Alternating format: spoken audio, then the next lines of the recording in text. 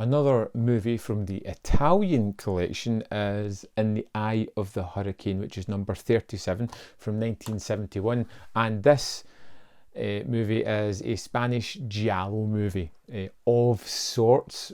It is advertised as that, or that's what I perceived it to be.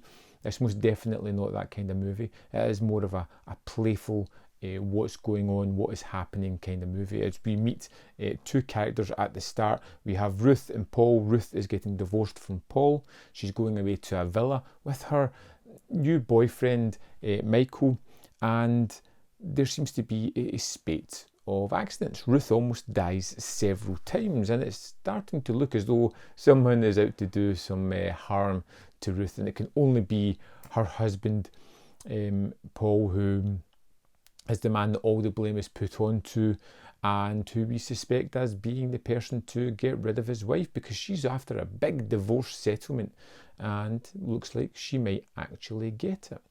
Michael, her lover or boyfriend, seems to be the perfect man, the person that just ticks all of her boxes, and who is quite adamant that Paul's not really behind this murderous spree. And then there comes into this mysterious character in the later half, Danielle, who just appears out of the blue, kind of in a kind of revealing moment of the movie. Now I'm going to try to talk a little bit about this. I'm cutting the synopsis short there because it's a movie with surprises. It's a movie with reveals that recontextualise what you've seen before and set up various different antagonists and problems to be solved in the latter half of the movie, which I really don't want to get to, because I feel like that's where the real surprise of the movie lies.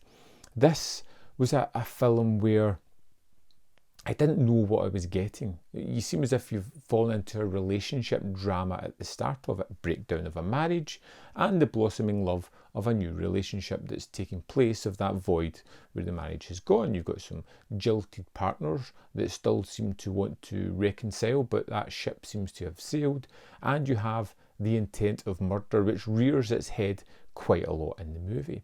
And you get pretty much just 4-5 different actors that interact quite apart throughout the movie, and you get people who are constantly having the upper hand, which I liked. The first half of the movie really lets you into the characters and lets you see most of how they interact with each other, but there is a reveal halfway through that kind of changes the perception of how the movie is going to play out and people's machinations. It's laid out, and from that moment forward you really have this subtext all the way through the movie of people knowing things that other people don't, but not really revealing it. But we as the viewer have that insight, so you have this curiosity as to how people are going to play it. And I think there's some real surprises in how people move through this world after certain things are unveiled. And I think Ruth particularly has some wonderful choices as a character, some unexpected moments, but who is extremely smart at doing what needs to be done in this one. I struggle so hard when I'm trying not to give away anything that could spoil this movie whatsoever. The movie opens up with some fairly different photography. We're set within this house, we're set on this location which is a beachfront. It's a wonderful visage and a backdrop for the film. It creates a kind of sun-soaked mystery movie. Like I said, it's a drama that moves into a strong mystery element full of suspense and tension in the latter half as you're wondering what's going to happen. And it just felt like something I had initially seen before. Very much like Paranoia, which was another Lindsay and Carol Baker movie that I really liked, but it doesn't follow the way that movie went. You know, it kind of follows it for the first half hour and then takes its own path, which I feel was really interesting, exciting and unusual. This is a movie that I'd say, yeah, check it out.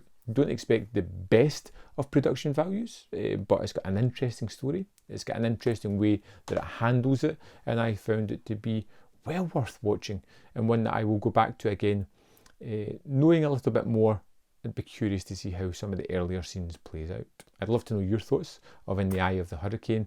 Let me know in the comment box below. I'll see you next time on Man v Film.